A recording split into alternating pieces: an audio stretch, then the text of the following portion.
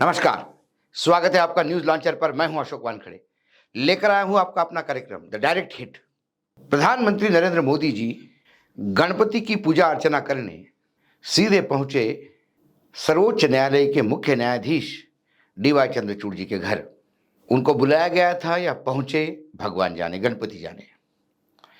उसके बाद उन्होंने वहां आरती की, लेकिन गए तो पूरे मराठी गेटअप में, मराठी धोती, ऊपर से कुर्ता, गांधी टोपी।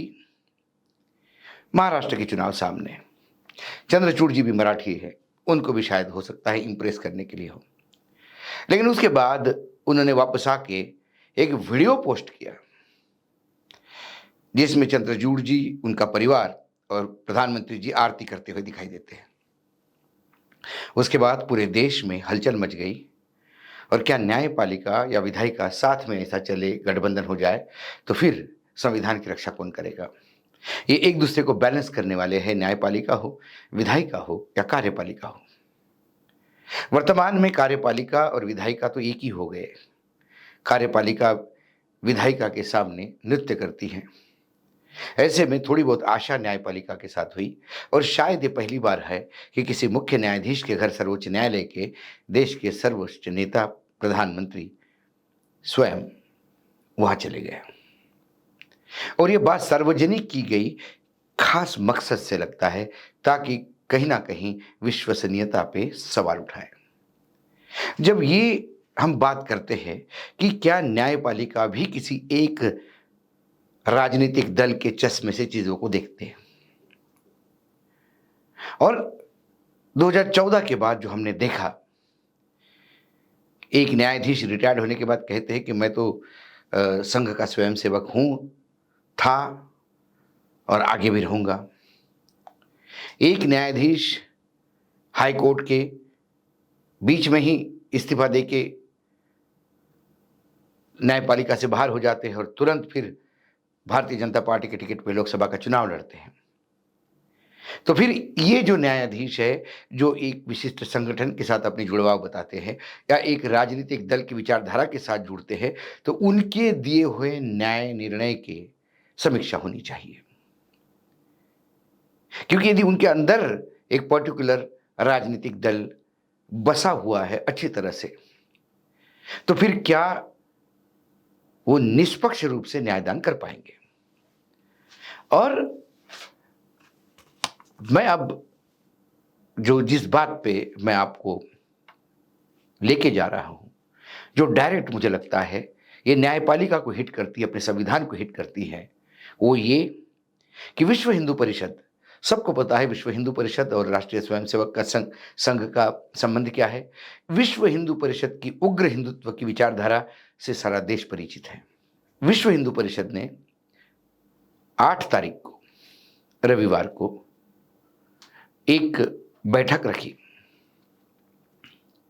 और उस बैठक में सर्वोच्च न्यायालय के और उच्च न्यायालय के करीब करीब 30 रिटायर्ड न्यायाधीश पहुंचे। और उसमें जो वीएचपी के, विश्व हिंदू परिषद के अध्यक्ष आलोक कुमार, उन्होंने खुद कहा कि हमने रिटायर्ड जजेस को बुलाया है जो समान विचारधारा के हैं, और हम वक्फ बोर्ड, मंदिर वापसी, मंदिरों पे सरकारी नियंत्रण किसी सोसाइटी द्वारा, धर्मांतरण, ऐसे तमाम मुद्दों के कानूनी पहलू पे हमने चर्चा की। उसमें ज्ञानवापी मस्जिद से लेके मथुरा के मंदिर तक की बात है। और इसके बाद एक जज साहब थे, खासकर जो अक्टूबर 2022 में रिटायर्ड हुए सर्वोच्च न्यायालय से, हेमंत गुप्ता जी। उन्होंने कहा कि भाई, मैं भारतीय नागरिक के रूप में यहां आया हूं, रिटायरमेंट के बाद मैं स्वतंत्र हूं, मैं किसी भी संगोष्ठी में जा सकता हूं, किसी भी विचार मतलब कहीं पे भी जा सकता हूं, मुझे ऐसी कोई रोक टोक नहीं।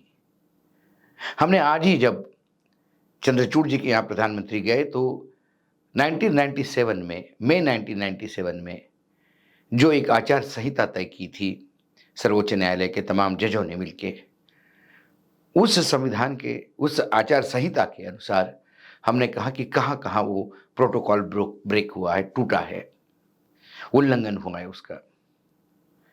तो न्यायपालिका में जब आप रहते हैं और न्याय रिटायर्ड होने के तुरंत बिना कूलिंग पीरियड के जब आप कोई काम करते हैं, तो यकीनन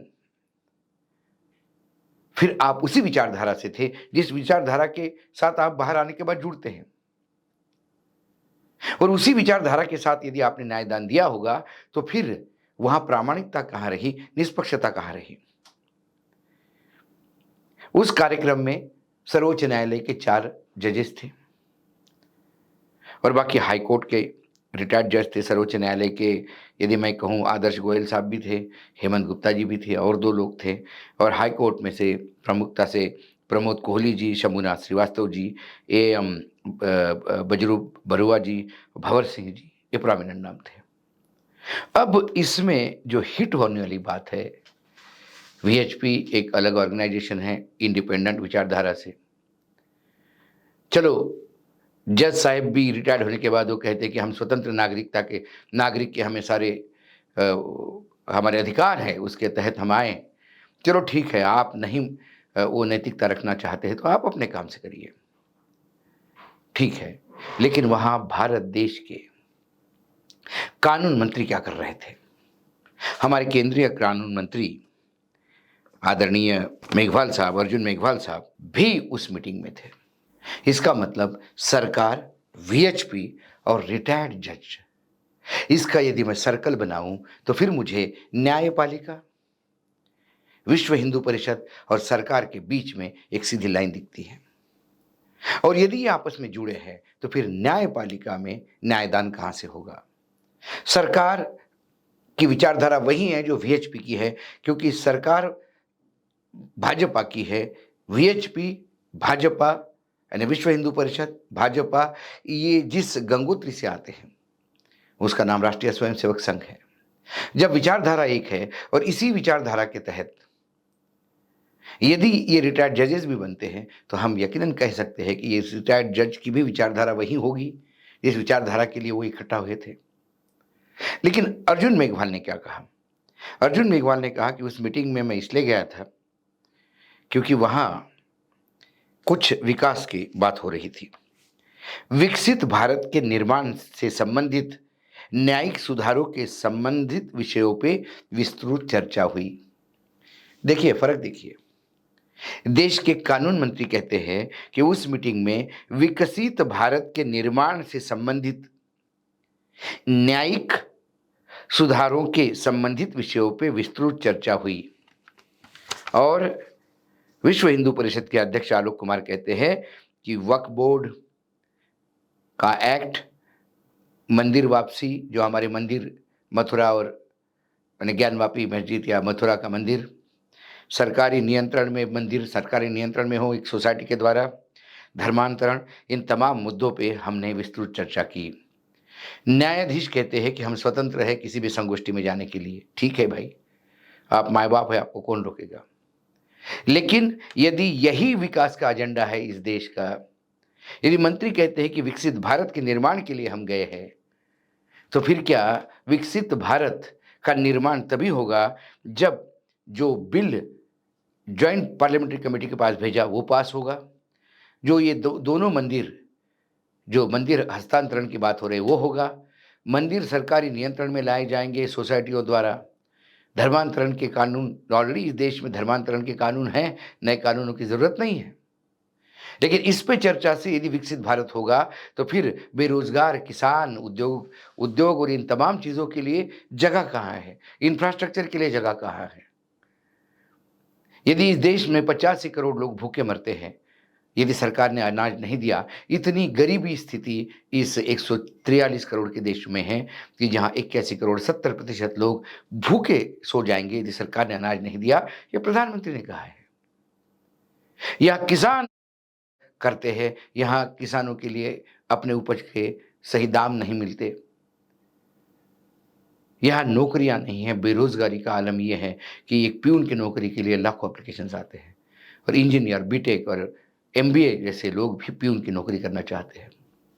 जब पूरे देश में यह आलम है, इसमें यदि विकास मात्र वक्फ बोर्ड के कानून में संशोधन करके या मंदिर वापसी करके होता होगा, तो आप इस सरकार का एजेंडा समझ सकते हैं। वीएचपी का एक अपना एजेंडा है, वो कर सकते हैं, उनको अधिकार है। कोई बैंड इंस्टीट्यूट नहीं है वो बिल्कुल स्वतंत्र संगठन है और सरकार ने उन्हें ऑपरेट करने की परमिशन दी है। राष्ट्रीय स्वयंसेवक की विचारधारा उग्र रूप से वीएचपी हैंडल करता है। करिए, बिल्कुल करिए। लेकिन केंद्र सरकार का मंत्री यदि नुमाइंदा बन के उसमें बैठता है और वो कहता है कि वीएचपी की जो चर्चा हुई थी उस मीटिंग में, वो चर्चा देश विकसित भारत के नवनिर्माण के लिए थी, तो फिर ये भारत आपको कहां लेके जाएगा, ये आपको देखना है।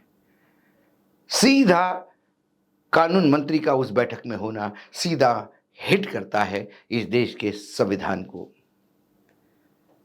जो संविधान सर्वधर्म समभाव की बात करता है, जो संविधान सभी जाति धर्मों की इज्जत करना सिखाता है, जो संविधान सभी को इक्वल करने की बात करता है, जो संविधान वेलफेयर स्टेट की बात करता है, उस वेलफेयर स्टेट में 2 टाइम की रोटी और तमाम अधिकार हैं, जीने का अधिकार, शिक्षा का अधिकार, ये सारे अधिकारों के साथ, सम्मान के साथ जब सामान्य इंसान जिएगा, तो वो संविधान चाहता है। संविधान सिर्फ मंदिर वापसी, वक्फ बोर्ड के एक्ट में संशोधन या मंदिरों पे नियंत्रण ये नहीं चाहता।